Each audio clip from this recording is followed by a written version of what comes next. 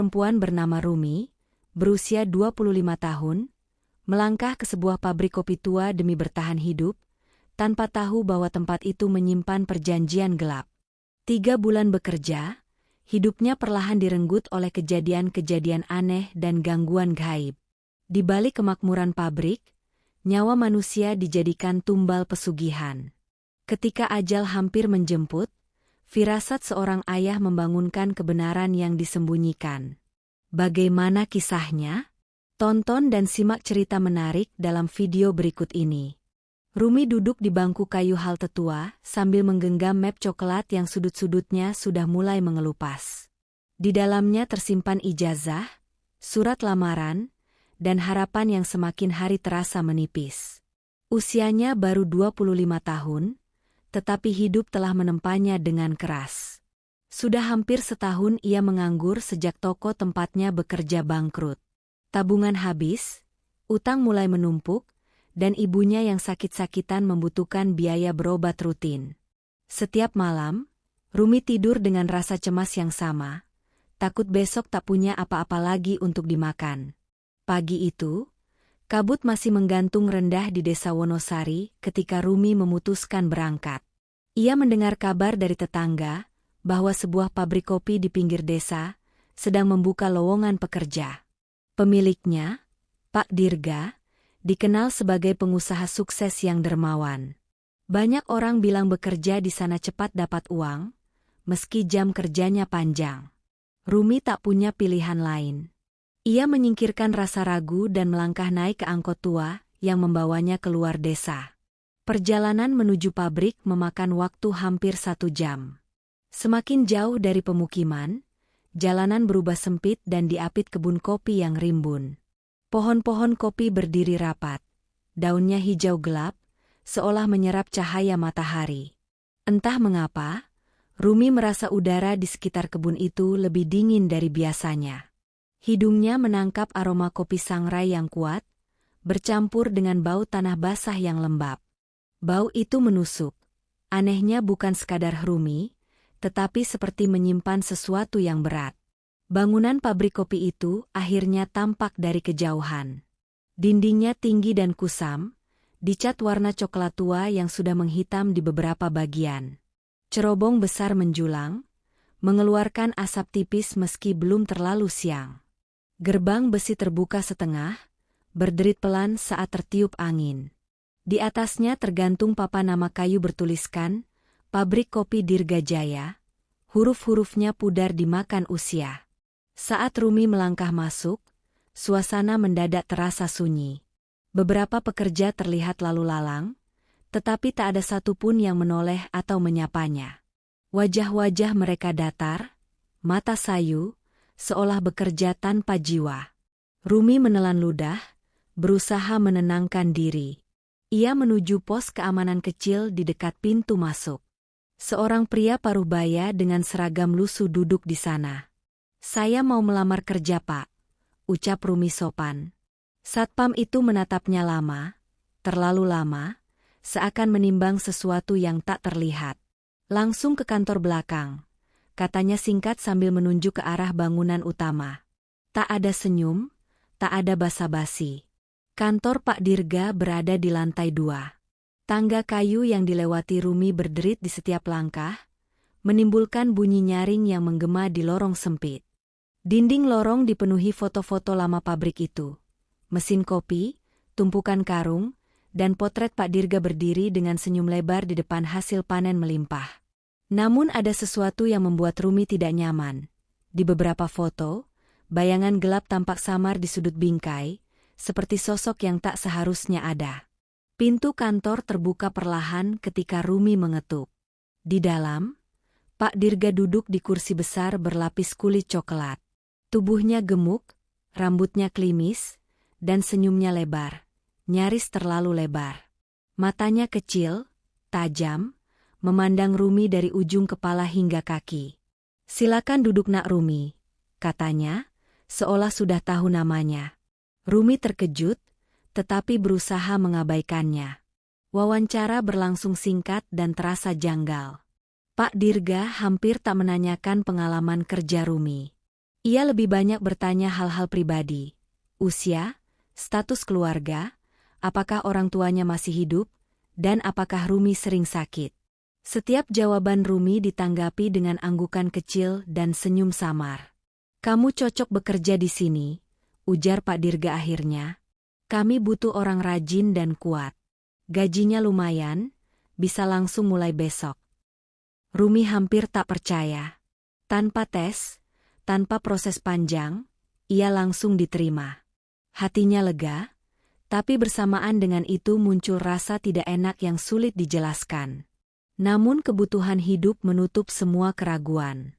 Ia mengangguk cepat, mengucapkan terima kasih berkali-kali.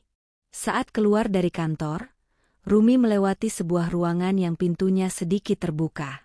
Dari celah itu, ia melihat meja kecil dengan piring berisi bunga layu, cangkir kopi hitam pekat, dan asap tipis dari dupa yang masih menyala. Jantungnya berdegup kencang. Seorang pekerja tua tiba-tiba muncul di belakangnya. "Jangan lihat-lihat," bisik orang itu pelan, suaranya serak. "Kalau mau selamat kerja di sini, tutup mata dan mulut."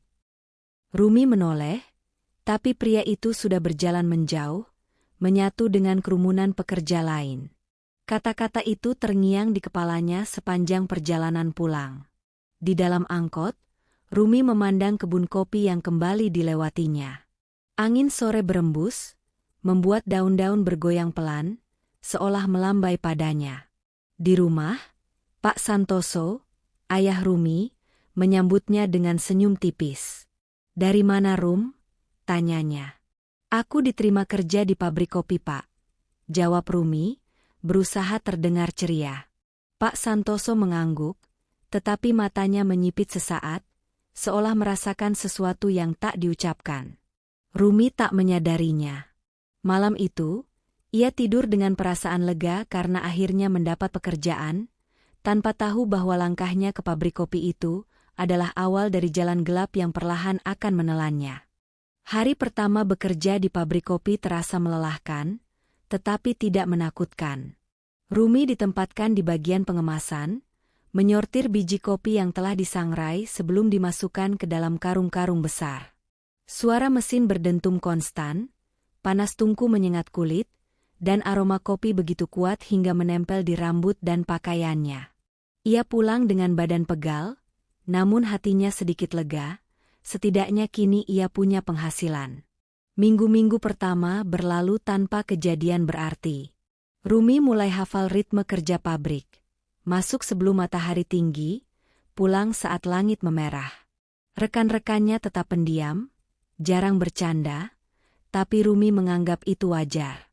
Ia fokus bekerja, mengirim sebagian gajinya untuk kebutuhan rumah, dan menyisihkan sedikit untuk obat ibunya. Setiap malam, Pak Santoso selalu menunggunya pulang, menanyakan kabar singkat, lalu berdoa bersama sebelum tidur. Memasuki bulan kedua, Rumi mulai merasakan keanehan kecil. Mesin pengering di ujung ruangan kadang menyala sendiri saat jam istirahat. Ketika ia bertanya, mandor hanya berkata singkat, "Mesin lama, suka begitu." Suatu sore, Rumi melihat bekas telapak kaki basah di lantai gudang, padahal hujan tidak turun dan gudang selalu terkunci.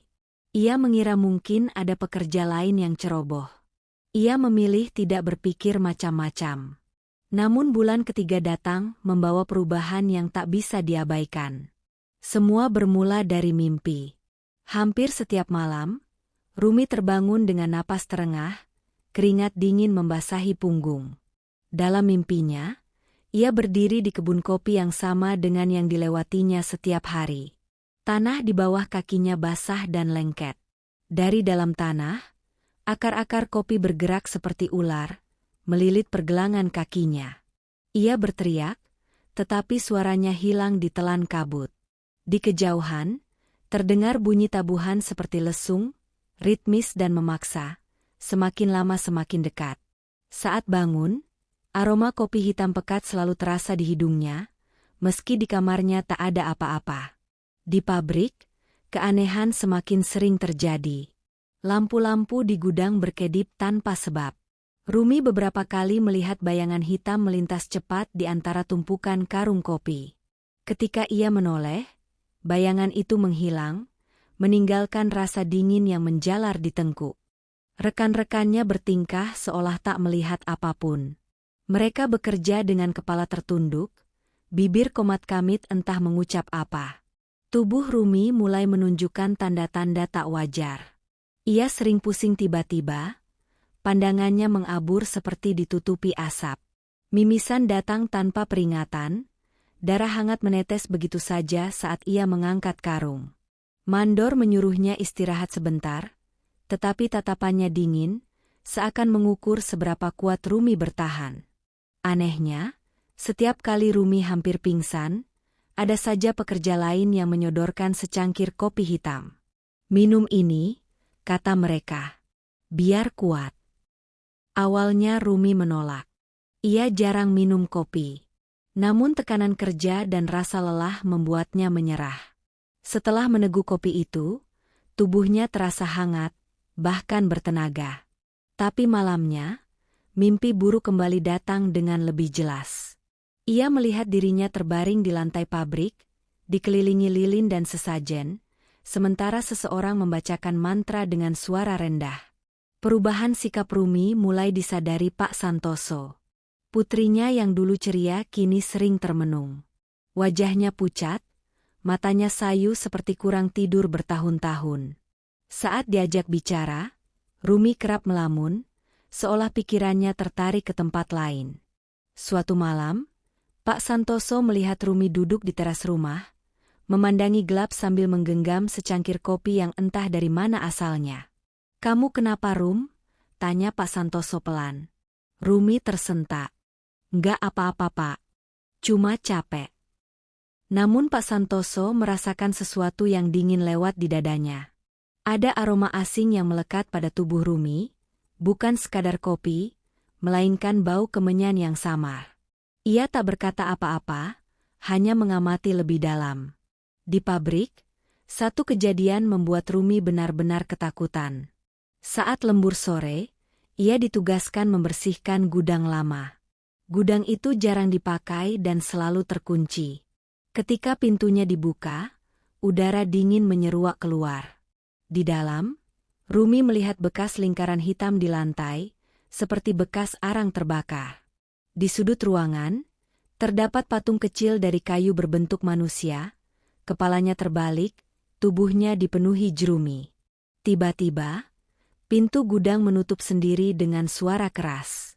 Lampu padam. Dalam gelap, Rumi mendengar bisikan berlapis-lapis, menyebut namanya berulang-ulang. "Rumi, Rumi." Suara itu datang dari segala arah, menekan telinganya. Ia berteriak dan berlari membabi buta.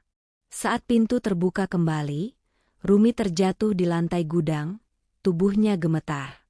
Anehnya, saat pekerja lain datang, gudang itu tampak normal.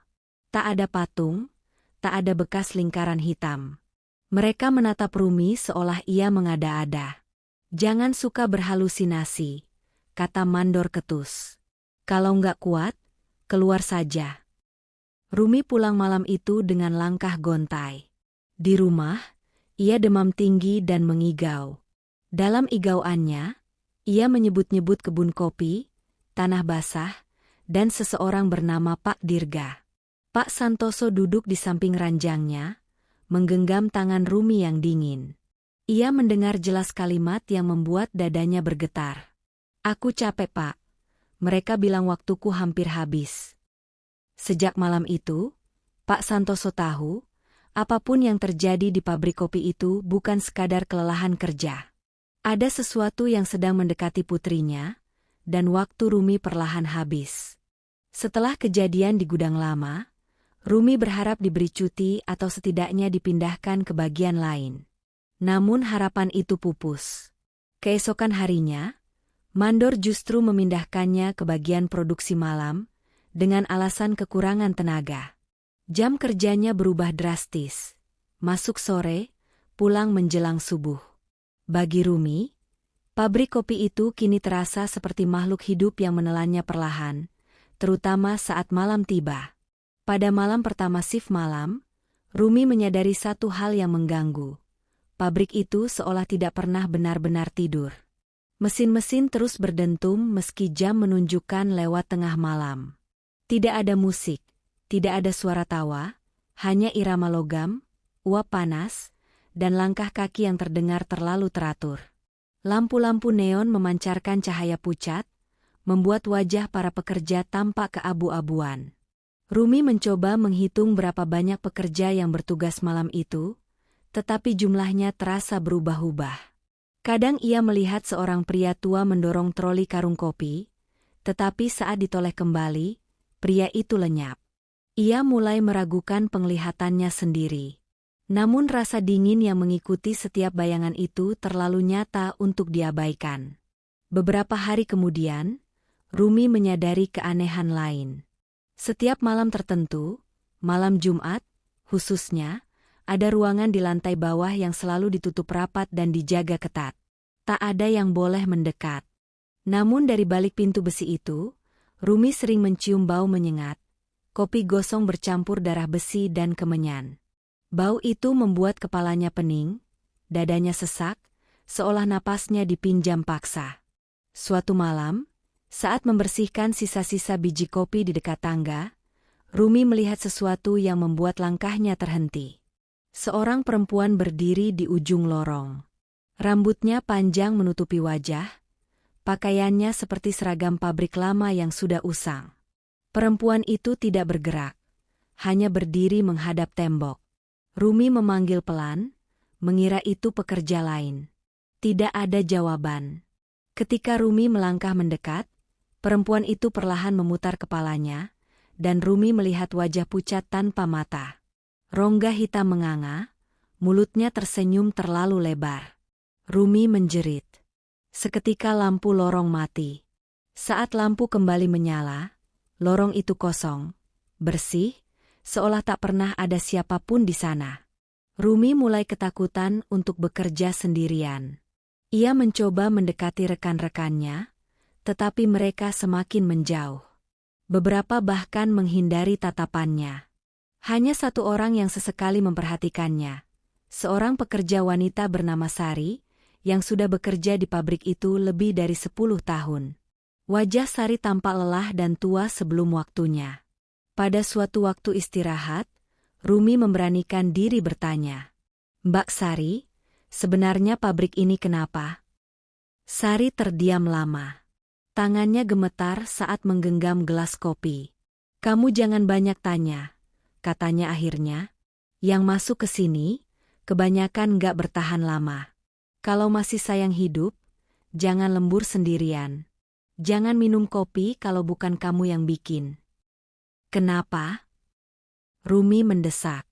Sari menatapnya dengan mata berkaca-kaca. "Karena yang diminum itu bukan cuma kopi." Sebelum Rumi sempat bertanya lebih jauh, bel istirahat berbunyi. Sari bangkit dan pergi tanpa menoleh lagi. Sejak malam itu, Rumi memperhatikan bahwa setiap pekerja lama memiliki kebiasaan aneh. Mereka selalu menunduk saat melewati ruangan terlarang, dan tidak pernah menyebut nama Pak Dirga dengan suara keras. Keanehan semakin memuncak ketika Rumi menyadari ada satu nama yang tiba-tiba hilang dari daftar pekerja. Rudi, seorang pemuda yang sering satu shift dengannya. 2 malam sebelumnya, Rudi masih bercanda ringan, meski matanya tampak kosong. Namun kini, namanya tak ada di papan absensi. Ketika Rumi bertanya, Mandor hanya menjawab singkat, "Sudah keluar." Anehnya, loker Rudi masih ada. Isinya lengkap, sepatu kerja, jaket, dan sebuah foto keluarga kecil. Tak mungkin seseorang keluar kerja begitu saja tanpa mengambil barangnya. Saat Rumi menyentuh jaket itu, ia merasakan hawa dingin menyengat, seolah menyentuh es. Di dalam saku jaket, ia menemukan secari kertas kecil bertuliskan satu kalimat. "Kalau kau baca ini, berarti aku gagal pulang." Malam itu, Rumi mengikuti dorongan yang tak bisa dijelaskan. Saat jam menunjukkan pukul 2 dini hari dan suasana pabrik lengang, ia turun ke lantai bawah, mendekati ruangan terlarang. Pintu besi itu tidak terkunci. Perlahan, Rumi membukanya. Di dalam, cahaya lilin menerangi ruangan luas yang dindingnya penuh simbol-simbol aneh. Di tengah ruangan terdapat lingkaran besar dari abu hitam dan biji kopi. Di sekelilingnya, foto-foto pekerja terpajang rapi, beberapa wajah masih ia kenal. Di sudut ruangan, ada sebuah buku besar berkulit coklat tua. Rumi membuka halaman acak dan napasnya tertahan. Di sana tertulis nama-nama, tanggal masuk kerja, dan satu kolom terakhir bertuliskan, waktu panen. Beberapa nama sudah diberi tanda silang merah. Nama Rudi ada di sana. Dan di halaman paling bawah, dengan tinta masih baru, tertulis namanya sendiri, Rumi Wulandari. Tiba-tiba, suara langkah kaki terdengar di belakangnya. Rumi menoleh dan mendapati Pak Dirga berdiri di ambang pintu. Wajahnya tak lagi ramah seperti di kantor. Senyumnya dingin, matanya berkilat aneh. "Kamu terlalu ingin tahu," katanya pelan, "padahal waktumu hampir tiba." Rumi mundur ketakutan. Lampu-lampu di ruangan berkedip, lilin bergoyang liar seolah tertiup angin tak kasat mata. Dari dinding, terdengar suara erangan lirih, seperti banyak orang berbisik bersamaan. Rumi berlari keluar tanpa menoleh, jantungnya hampir pecah. Malam itu, ia pulang dengan satu kesadaran mengerikan. Pabrik kopi itu bukan hanya tempat kerja. Itu adalah ladang panen, dan manusia adalah hasilnya. Rumi pulang menjelang subuh dengan tubuh gemetar dan langkah limbung. Langit masih gelap, ayam belum berkokok, tetapi wajahnya sudah basah oleh keringat dingin. Pak Santoso yang biasanya terlelap setelah salat malam, pagi itu justru terjaga. Ia duduk di ruang tamu dengan lampu redup menyala, seolah memang sedang menunggu. Begitu Rumi membuka pintu, Pak Santoso langsung berdiri. Matanya menajam, bukan karena marah, melainkan karena sesuatu yang terasa tak beres. Udara di sekitar putrinya terasa berat, seperti ada lapisan dingin yang mengikutinya masuk rumah. "Kamu kenapa, Rum?" tanya Pak Santoso lirih. Rumi tak sanggup menjawab. Lututnya melemas, tubuhnya jatuh terduduk di lantai. Dadanya sesak, napasnya tersengal. Pak Santoso segera mendekapnya, membaca istighfar pelan sambil mengusap punggung Rumi. Saat itu, Pak Santoso mencium bau yang membuat jantungnya bergetar, bau kemenyan tua bercampur kopi pahit dan tanah basah. Bau yang sangat ia kenal. Rumi demam tinggi hari itu. Tubuhnya panas, tetapi tangannya dingin seperti es. Ia mengigau sepanjang pagi, menyebut-nyebut nama Pak Dirga, kebun kopi, dan kata, panen, berulang-ulang. Pak Santoso duduk di samping ranjangnya tanpa tidur, mendengarkan setiap kata yang keluar dari mulut putrinya. Setiap kalimat terasa seperti potongan teka-teki yang membentuk gambaran mengerikan. "Pak, jangan biarin aku diambil," bisik Rumi di sela igauannya. Hati Pak Santoso terasa diremas. Ia menggenggam tasbih kayu tua di tangannya, tasbih yang sudah menemaninya sejak puluhan tahun lalu, sejak ia masih mondok dan berguru kepada para ulama sepuh. Selama ini, Pak Santoso hidup sederhana sebagai petani kecil. Tak banyak orang tahu bahwa ia menyimpan ilmu yang tak sembarang orang miliki. Ilmu yang ia jaga dengan ketat, hanya digunakan bila benar-benar diperlukan. Siang itu, setelah Rumi sedikit tenang, Pak Santoso melaksanakan salat sunnah di kamar kecil belakang rumah. Ia menutup pintu, mematikan lampu, dan duduk bersila menghadap kiblat. Nafasnya diatur, wirid lama mulai ia lantunkan. Ayat demi ayat mengalir pelan, memenuhi ruangan dengan getaran halus. Udara berubah dingin, bulu kuduk Pak Santoso berdiri. Dalam keheningan itu, pandangan batinnya terbuka. Pak Santoso melihat kebun kopi yang luas, akar-akarnya menjalar seperti urat hitam. Di tengahnya berdiri sebuah bangunan besar, pabrik kopi tempat Rumi bekerja. Di bawah bangunan itu, tanahnya berlubang, dipenuhi tulang belulang manusia. Di atasnya, sesosok makhluk tinggi berkulit hitam legam berdiri, matanya merah menyala, mulutnya penuh darah. Di hadapannya, Pak Dirga berlutut, mempersembahkan sesuatu dengan tangan gemetar. Manusia. Pak Santoso membuka mata dengan napas tertahan. Dadanya berdenyut keras. Ia tahu benar apa yang baru saja ia lihat. Itu bukan sekadar pesugihan biasa. Itu adalah perjanjian lama, pesugihan kopi yang menukar nyawa manusia dengan kemakmuran usaha. Setiap beberapa tahun, tumbal harus diberikan. Dan kali ini, Rumi dipilih karena satu alasan sederhana. Darahnya bersih, jiwanya kuat. Pak Santoso mengepalkan tangan. Kurang ajar, gumamnya. Malam harinya, Pak Santoso menemui Rumi yang sudah sedikit sadar. Wajah Rumi pucat, matanya cekung, tetapi tatapannya penuh ketakutan. Saat melihat ayahnya, air mata langsung mengalir. "Pak, pabrik itu bukan tempat biasa," ucap Rumi terbata. "Aku lihat, mereka nyatet nama orang. Namaku ada di situ." Pak Santoso mengangguk pelan. "Bapak tahu, Rum?" Rumi terkejut. "Bapak tahu?" "Sejak kamu pulang dengan bau itu," jawab Pak Santoso tenang. "Bapak cuma berharap Bapak salah." Air mata Rumi semakin deras. "Aku takut, Pak. Mereka bilang waktuku hampir tiba." Pak Santoso menggenggam tangan putrinya erat. "Dengar baik-baik. Selama Bapak masih hidup, gak akan ada yang berani menyentuhmu." Nada suaranya datar, tetapi ada keyakinan yang membuat Rumi sedikit tenang.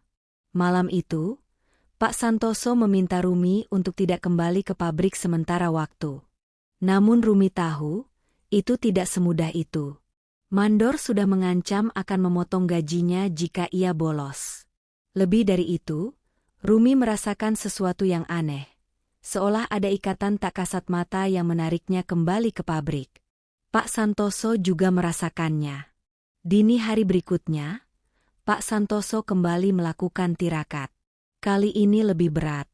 Ia berpuasa, memperbanyak doa, dan membaca wirid khusus yang jarang ia gunakan. Dalam tirakat itu, ia mendapatkan petunjuk yang jelas. Ritual penumbalan akan dilakukan pada malam Jumat Kliwon, di ruang bawah tanah pabrik.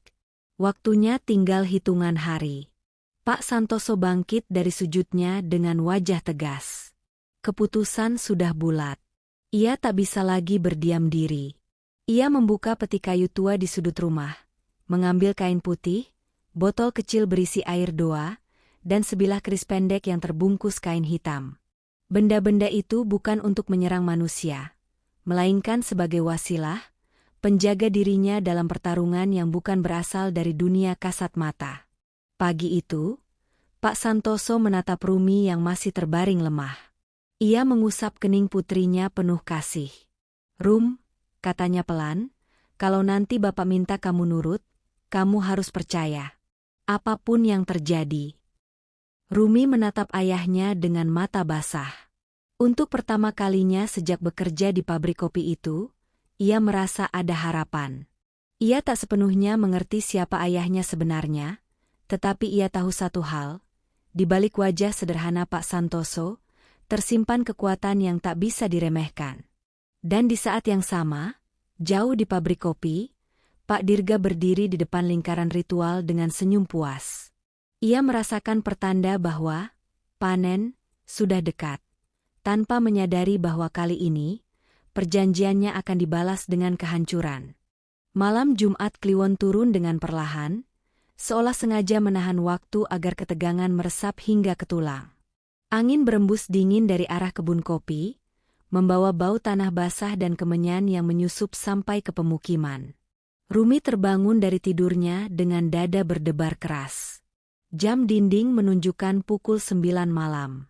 Di luar, anjing melolong panjang, memecah keheningan dengan nada yang membuat bulu kuduk berdiri. Pak Santoso sudah bersiap sejak sore.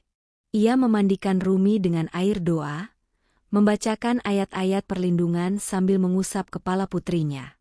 Setiap usapan terasa menenangkan, tetapi ikatan tak kasat mata yang melingkari Rumi masih terasa kuat. Seolah ada tali halus yang menariknya ke satu arah, ke pabrik kopi. "Aku harus masuk kerja, Pak," kata Rumi dengan suara gemetar. "Kalau nggak datang malam ini, mereka akan mencariku." Pak Santoso mengangguk pelan. "Bapak tahu, justru malam ini semuanya akan selesai." Rumi menatap ayahnya, mencari keyakinan. Di mata Pak Santoso, ia melihat ketenangan yang tak biasa. Bukan ketenangan orang pasrah, melainkan ketenangan seseorang yang sudah siap menghadapi apapun. Pak Santoso menyelipkan secari kertas bertuliskan ayat ke saku Rumi, dan mengikat benang putih di pergelangan tangannya. "Jangan lepaskan apapun yang Bapak beri," pesannya. "Dan apapun yang kamu lihat nanti, jangan balas dengan takut." Perjalanan Rumi menuju pabrik terasa berbeda malam itu. Jalanan sepi, kabut tebal menyelimuti kebun kopi. Lampu pabrik menyala terang, lebih terang dari biasanya, seolah menyambut kedatangannya. Begitu Rumi melangkah melewati gerbang besi, dadanya sesak. Jantungnya berdegup tak karuan, mengikuti irama langkah kakinya sendiri. Di dalam, suasana pabrik sunyi. Tidak ada suara mesin, tidak ada pekerja lain. Hanya lampu-lampu yang menyala redup dan bayangan panjang yang menari di dinding. Mandor muncul dari balik lorong, wajahnya dingin. "Kamu lembur di bawah malam ini," katanya singkat. "Ikut saya." Rumi ingin menolak, tetapi kakinya terasa berat, seolah bukan miliknya sendiri. Ia mengikuti Mandor menuruni tangga menuju lantai bawah. Setiap anak tangga terasa semakin dingin. Udara berubah lembab, berbau amis. Di ujung tangga, pintu besi besar terbuka perlahan.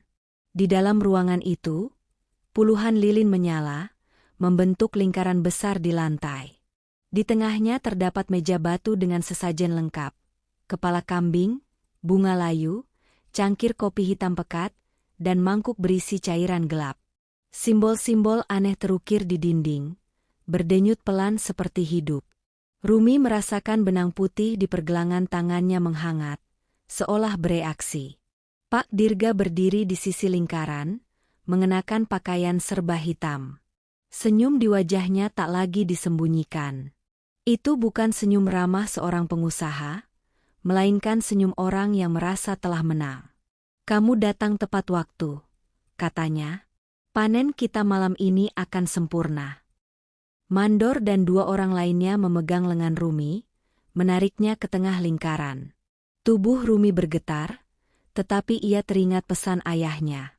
Ia memejamkan mata, melafalkan doa yang diajarkan Pak Santoso dalam hati.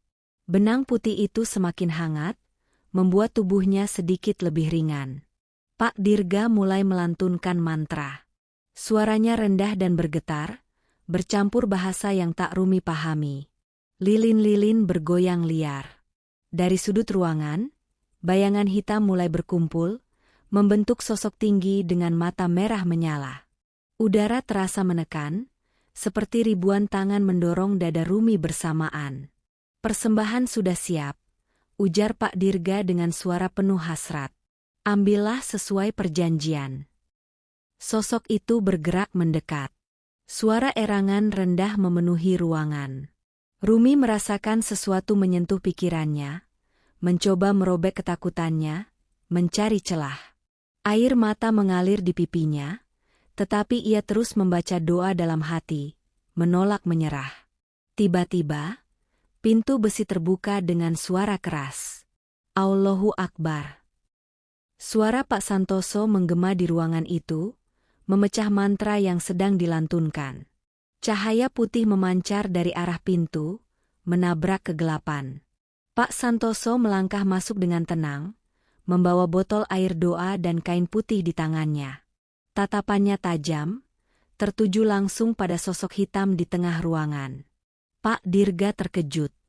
"Kamu siapa?" "Ayahnya," jawab Pak Santoso singkat. "Dan perjanjianmu malam ini batal." Pak Dirga tertawa keras, namun ada nada panik di baliknya. Terlambat. Dia sudah terikat. Pak Santoso tidak menjawab. Ia melangkah mendekat ke lingkaran, membaca wirid dengan suara mantap.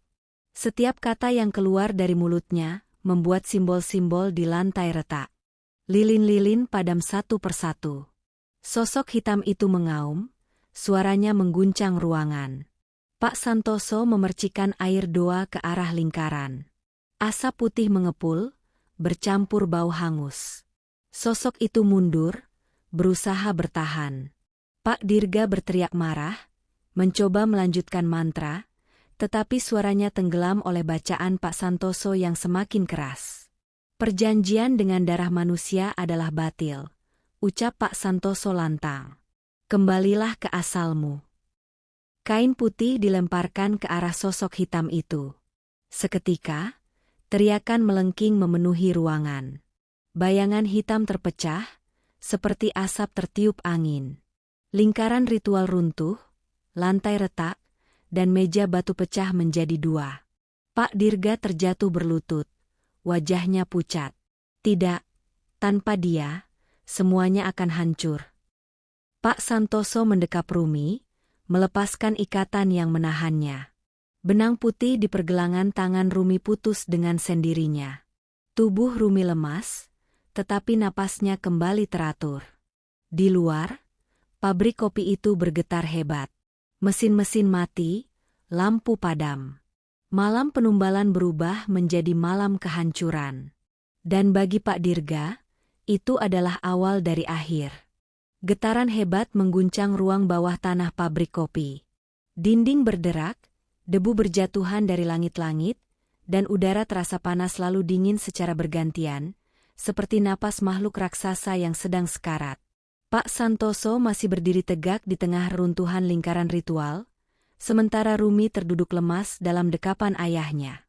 Napas Rumi tersengal, tubuhnya gemetar hebat, seolah baru saja ditarik kembali dari ambang kematian. Sosok hitam yang tadi meraung kini belum sepenuhnya lenyap. Asap pekat masih menggumpal di sudut ruangan, berputar-putar membentuk wajah samar dengan mata merah menyala. Makhluk itu menggeram, suaranya berlapis-lapis, seperti berasal dari banyak mulut sekaligus. Setiap geramannya membuat tulang punggung bergetar. Kau melanggar perjanjian, suara itu menggema. Darah sudah dipilih. Pak Santoso melangkah maju, memisahkan diri dari Rumi yang kini bersandar lemah pada dinding. Perjanjianmu tidak sah, katanya tegas. Ia dibuat atas keserakahan dan pemaksaan. Tidak ada ridho di dalamnya. Makhluk itu mengaum keras. Angin berputar liar, meniup abu, dupa, dan sisa sesajen ke udara. Bayangan-bayangan kecil muncul dari lantai dan dinding, wajah-wajah para pekerja yang telah menjadi tumbal. Mata mereka kosong, mulut mereka terbuka seolah ingin berteriak, tetapi tak ada suara yang keluar. Rumi menutup mata, air matanya jatuh tanpa bisa ditahan. Pak Santoso menggenggam tasbih kayu tua di tangannya. Ia membaca wirid pamungkas, bacaan yang dulu hanya diajarkan kepada murid-murid terpilih. Suaranya bergema kuat, bukan hanya di ruangan itu, tetapi seolah menembus seluruh pabrik. Setiap ayat yang dilantunkan terasa seperti palu yang menghantam dinding tak kasat mata di sekitar makhluk itu. Pak Dirga, yang sejak tadi terpuruk di lantai, mulai merangkak mendekati Pak Santoso. Wajahnya penuh keringat, matanya liar. "Jangan," teriaknya. "Kalau dia pergi, semuanya lenyap. Usahaku, hartaku, semuanya." Pak Santoso menoleh tajam. "Itu harga dari darah yang kau ambil." Pak Dirga menangis, suaranya pecah. Ia mencoba bangkit, tetapi kakinya tak kuat menopang tubuhnya. Di belakangnya, mesin-mesin pabrik mulai berbunyi aneh. Logam berdecit, roda berputar tak beraturan, lalu satu persatu mesin mati dengan suara ledakan kecil. Lampu-lampu pecah, menyisakan gelap yang hanya diterangi kilat cahaya putih dari bacaan Pak Santoso. Makhluk hitam itu mulai menyusut. Asapnya terurai, matanya meredup. Namun sebelum benar-benar lenyap, ia mengeluarkan teriakan panjang yang menusuk jiwa. Teriakan itu menjalar ke seluruh pabrik, menembus dinding, menjalar ke kebun kopi di sekitarnya. Pohon-pohon kopi bergoyang keras, daunnya rontok seketika, buah-buahnya menghitam dan jatuh ke tanah. Di luar, para pekerja yang masih berada di asrama terbangun dengan jeritan. Tanah bergetar, bangunan pabrik retak, dan aroma kopi yang biasanya harum berubah menjadi bau gosong menyengat.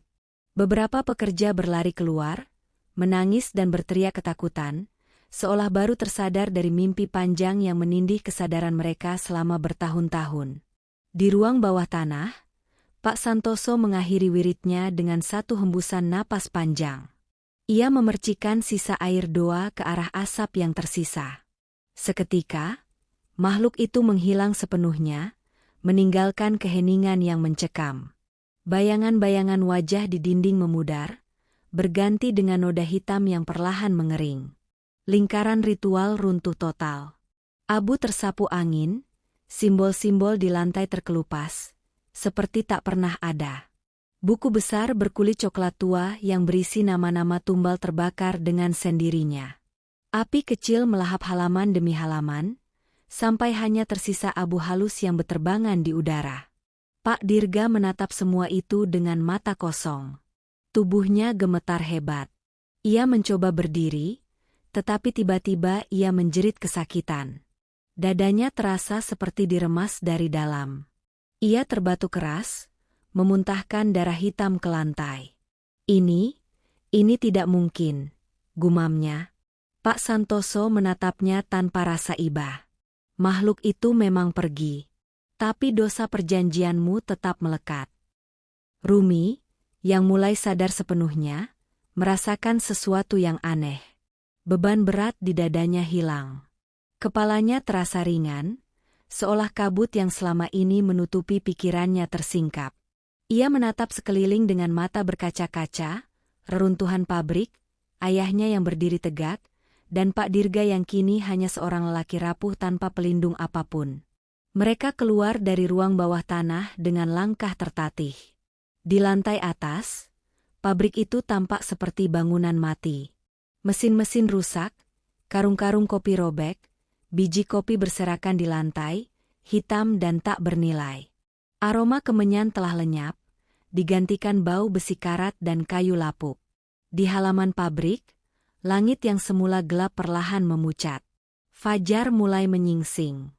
Para pekerja berkumpul dengan wajah bingung dan ketakutan. Banyak dari mereka yang baru menyadari bahwa selama ini mereka hidup dalam pengaruh sesuatu yang menekan kehendak mereka. Beberapa menangis, beberapa jatuh berlutut, seolah baru bebas dari belenggu tak terlihat. Pak Santoso berdiri di tengah halaman. Mulai hari ini, katanya lantang, tidak ada lagi perjanjian darah di tempat ini. Pulanglah. Selamatkan hidup kalian. Tak ada yang membantah. Satu persatu, para pekerja pergi, meninggalkan pabrik kopi itu. Tak ada yang menoleh ke belakang. Pak Dirga dibawa keluar dengan langkah terseok.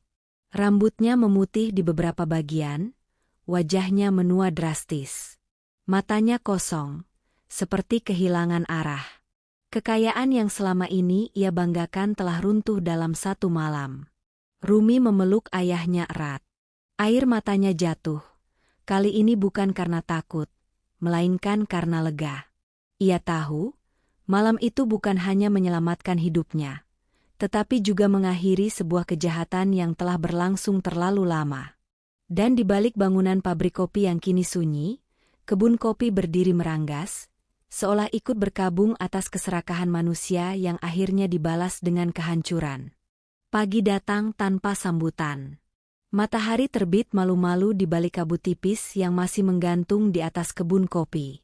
Pabrik itu berdiri bisu, tak lagi mengeluarkan suara mesin atau aroma sangrai yang dulu selalu tercium dari kejauhan.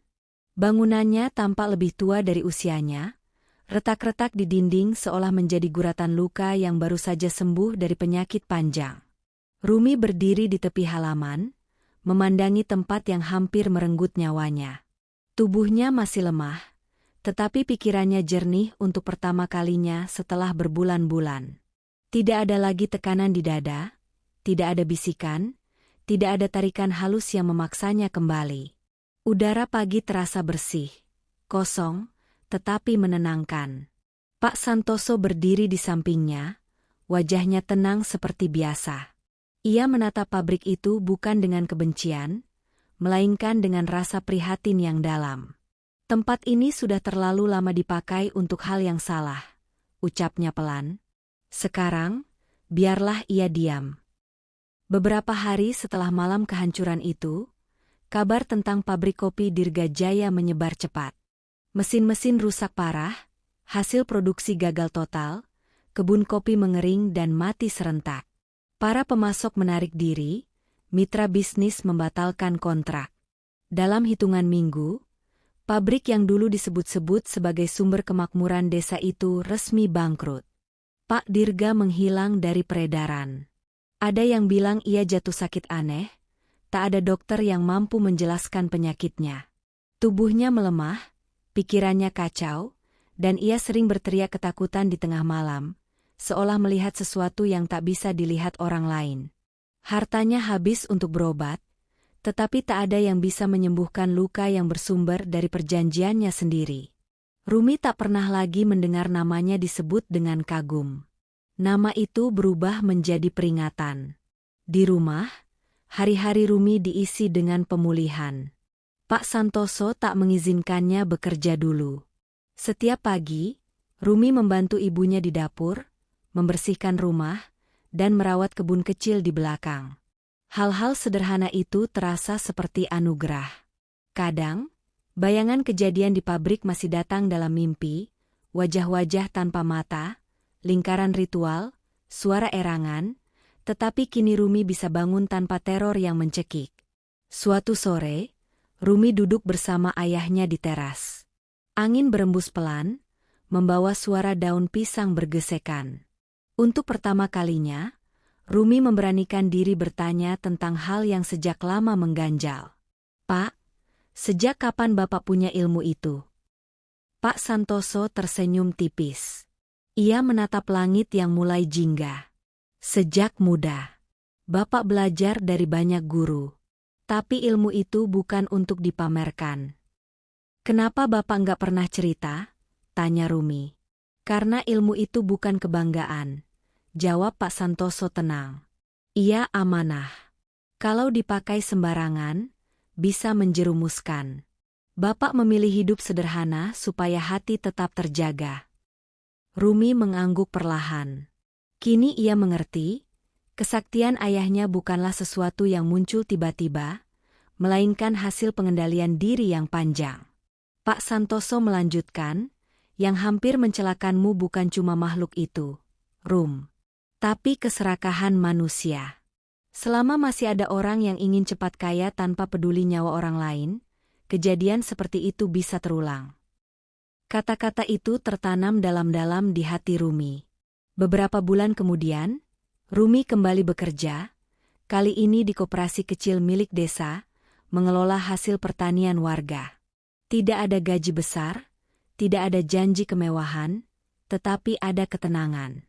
Setiap kali mencium aroma kopi, jantungnya masih berdegup lebih cepat, namun ia belajar berdamai dengan kenangan itu.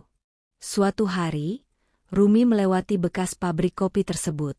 Bangunannya kini terbengkalai, ditumbuhi ilalang dan semak liar.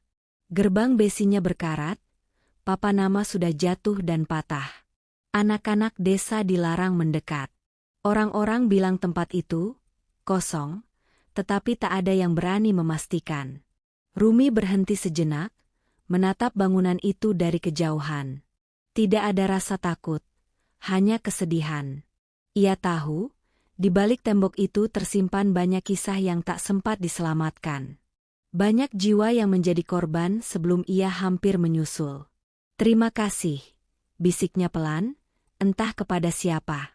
Malam itu, Pak Santoso melakukan doa penutup di rumahnya. Ia memohon agar sisa-sisa kegelapan benar-benar pergi dan tidak lagi menempel pada siapapun. Setelah doa itu, suasana rumah terasa lebih ringan. Bahkan ibunya Rumi tampak lebih segar, senyumnya lebih sering muncul. Kehidupan berjalan kembali, tidak sempurna, tetapi nyata. Rumi belajar satu hal penting dari semua yang dialaminya. Pekerjaan bukan sekadar tempat mencari uang, tetapi juga tempat di mana niat dan kebenaran harus dijaga. Ia juga belajar bahwa perlindungan sejati tidak selalu datang dari kekuatan besar, melainkan dari doa, kejujuran, dan keberanian untuk melawan yang salah, meski harus menghadapi kegelapan. Dan di suatu malam yang tenang, saat Rumi menutup jendela kamarnya, ia merasa yakin, gelap itu memang pernah datang, tetapi tidak pernah benar-benar menang. Terima kasih telah menyimak cerita ini sampai akhir. Jangan lupa subscribe, like dan komen channel ini. Semoga kalian menyukai cerita ini dan dapat mengambil hikmahnya. Wallahu a'lam bishawab. Sampai jumpa di episode berikutnya.